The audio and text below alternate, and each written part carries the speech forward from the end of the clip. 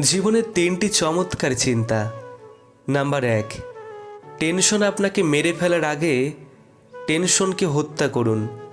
অযথা টেনশন থেকে দূরে থাকুন। সবসময় পজিটিভ চিন্তা ভাবনা করবেন। নাম্বার 2, লক্ষ্য আপনাকে লাথি দেওয়ার আগে আপনার লক্ষ্যে পৌঁছান। শুধু ভেবেই জীবন পার করবেন না। নাম্বার 3, জীবন আপনাকে ছেড়ে যাওয়ার আগে সুন্দর মতো জীবনযাপন করুন। বাঁচার মতো বাঁচুন। যদি ধনীর কাছে যাও তাহলে বিলাসিতা শিখবে। যদি দরিদ্রের কাছে যাও তাহলে দায়িত্ব নিতে শিখবে। যদি মধ্যবিত্তের কাছে যাও তাহলে মিতব্যয়ী হবে। প্রতিষ্ঠিত হতে কেউ সাহায্য করে না, কিন্তু সাফল্যের পর সবাই পাশে থাকার বাহানা খোঁজে।